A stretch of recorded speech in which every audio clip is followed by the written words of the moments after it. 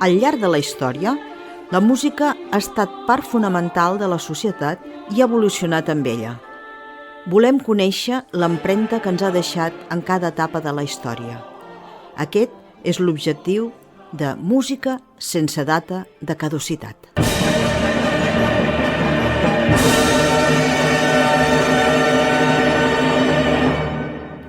Avui, segona part de Divus i virtuosos dedicada a Frédéric Chopin.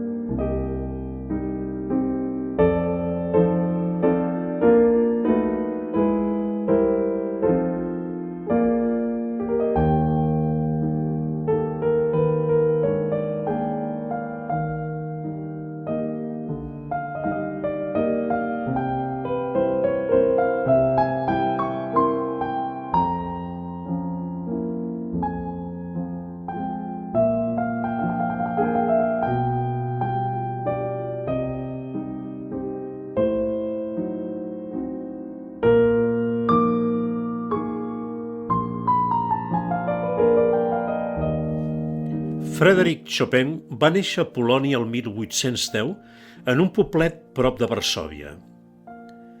Els seus pares van establir-se a la capital quan el pare obtingué una plaça de professor de francès. El petit Frédéric va ser un nen prodigi. Als 7 anys ja componia i publicava la primera polonesa i als 9 anys donava concerts. L'adolescència de Chopin transcorre estudiant música amb els millors mestres polonesos. La influència extraordinària de grans músics com Mozart, Beethoven, Haydn i sobretot Bach, l'obra del qual el clavecí ben temperat no va deixar de tocar durant tota la seva vida, varen contribuir a donar-li una formació sòlida i acadèmica.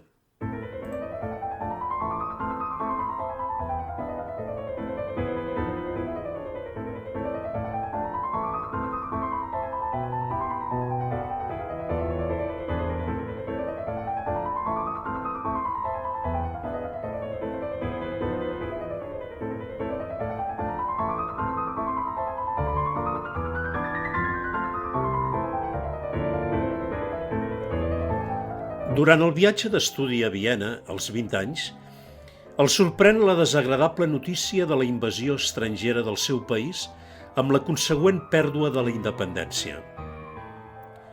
Aquest fet marcarà definitivament el jove músic i farà que es quedi a l'exili. Va anar-se'n a París i hi va trobar nombrosos compatriotes també exiliats. Això, juntament amb el clima de llibertat i d'entusiasme per tot el que era nou que envaïa la capital de França, va fer que fos aquesta ciutat la que triés per viure-hi. El contacte amb l'alta societat li proporcionà classes de música ben pagades i va fer que es pogués dedicar a la composició i així deslliurar-se de fer concerts, cosa que l'horroritzava. Afirmava: «Jo no estic fet per fer concerts. El públic m'intimida. Em sento asfixiat per la seva impaciència precipitada, paralitzat per les mirades curioses, mut davant d'aquestes fesomies desconegudes». I un historiador de la seva època deia: «La seva intel·ligència sensible i la seva emotivitat són romàntiques. Chopin té un pudor que s'oposa a l'exhibició pública dels seus sentiments, detesta les confidències, no parla mai d'ell mateix. I la seva música és realment una essència de música-confessió».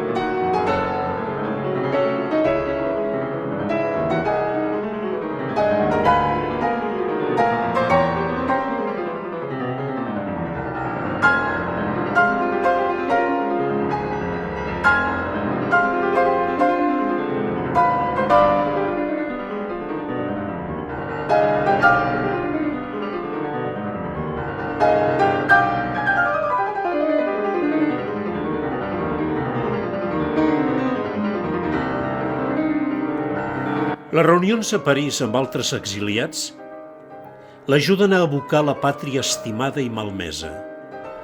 L'art li serveix per expressar els sentiments patriòtics, sentiments que es troben en tota la seva obra pianística. L'esperit polonès és present en totes les seves composicions. Una cultura musical clàssica i un folklore autèntic participen alhora en la formació del seu estil i la força dramàtica del seu missatge. Les danses i cançons del seu país, juntament amb l'obra literària dels grans poetes, influeixen considerablement en l'estil nacional de la seva música.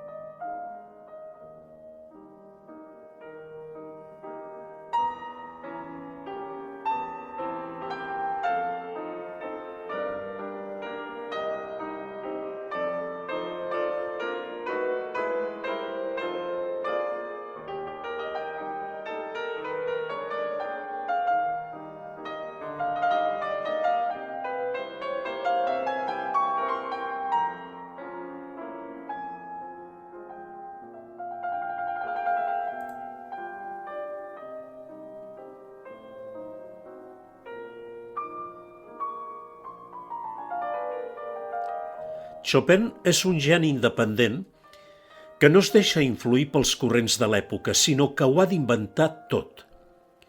Les aportacions tècniques i, sobretot, l'expressió musical reflecteixen la situació ideològica del músic, la lluita per les llibertats. L'expressió dramàtica de la seva obra és una de les grans aportacions a la música de piano que va influir no solament el segle XIX, sinó també la nostra època. En el camp de les novetats pianístiques, el seu pensament i la seva tècnica van repercutir per tota Europa. La seva concepció de la tècnica pianística és revolucionària, com es pot apreciar en aquestes paraules que va adreçar als seus alumnes. No s'ha de forçar mai la mà, sinó utilitzar les capacitats naturals. Durant molt de temps s'ha actuat contra natura en intentar donar una força igual a cada dit, tot i sent aquests de diferents formats. Seria millor estudiar la pulsació pròpia de cadascun i així no s'arruïnaria, a vegades per sempre, la capacitat expressiva.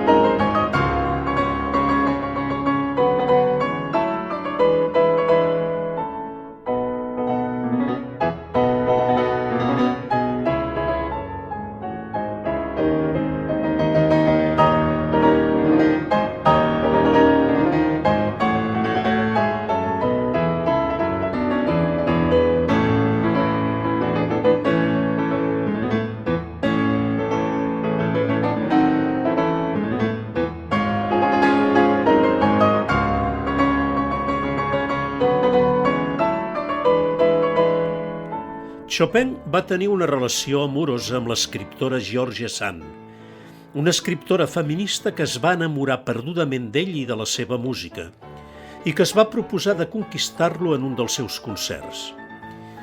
Va aconseguir cridar la seva atenció embolicant-se amb la bandera polonesa, fumant-se un cigarret i plantant-se davant seu mentre tocava. Aquesta dona era una autèntica col·leccionista d'amants i quan va decidir aconseguir el cor del compositor ja estava vivint amb un altre home. Quan aquest ho va saber, va amenaçar Chopin i va desafiar-lo a un duel, una pràctica que enfrontava els dos rivals fins que només en quedés un. El compositor va decidir fugir amb la seva amant i van abandonar París, també perquè patia una afectació pulmonar, i van haver de buscar un clima que no el perjudiqués com el fred de París. Li aconsellaren viatjar a les Illes Balears.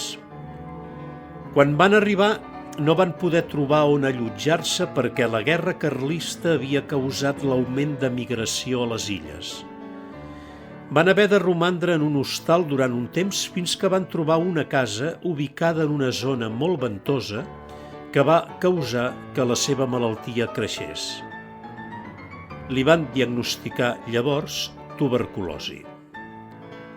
La seva malaltia va fer que hagués de romandre en quarantena.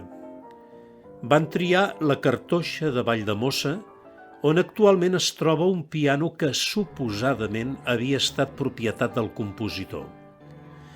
Tot i això, quan van arribar no hi havia piano i van haver d'esperar un temps fins que li van portar un. Se sap que va compondre una sèrie de preludis durant aquell hivern, com el preludi de la gota d'aigua. Després de Mallorca se'n van anar a Escòcia, on el clima humit encara el perjudicà més. En retornar a París hi va morir a l'edat de 39 anys. Escoltem la seva famosa Gota d'aigua.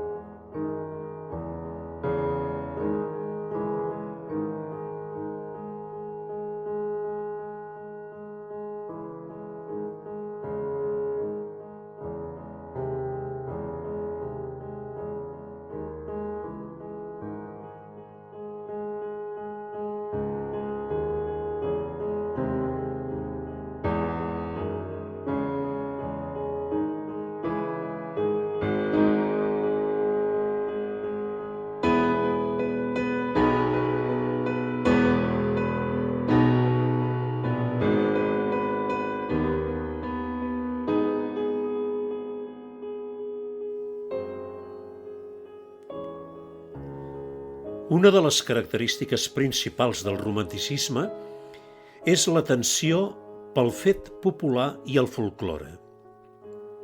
Els músics busquen la inspiració en les balades i cançons que el poble canta. El vals, per exemple, passa dels camps i dels carrers a les partitures dels grans compositors. Chopin va escriure 19 valsos en èpoques diferents. Només 8 varen ser publicats en vida del compositor. Alguns d'ells, el mateix Chopin posava un subtítol segons l'estat d'ànim en què els havia composat. Així, del número 1 en diu el Gran Vals Brillant. Del número 6, Vals del Minut, inspirat, diuen, en el moviment circular d'un gos pequinès que tenia George Sand, en moure's per mossegar-se la cua. El número 9 l'anomena el Vals de l'Adeu. Aquest és el que ens servirà per acomiadar el programa d'avui. Va ser compost el 1830 i és un dels primers valsos que va escriure, però va ser un dels últims en publicar-se. Consta de dues parts ben diferenciades, una de lleugera i alada amb un ritme sensible i d'una gran bellesa, i l'altra més lírica i suau com una meditació.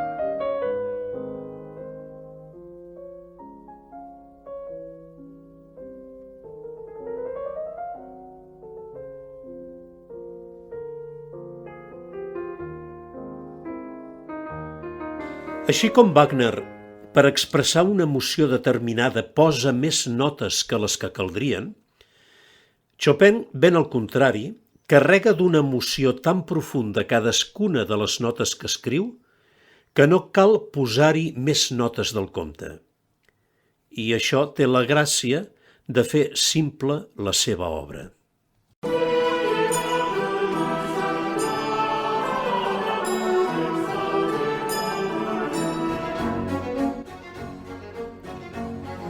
Deia Frédéric Chopin, la vida és una dissonància immensa.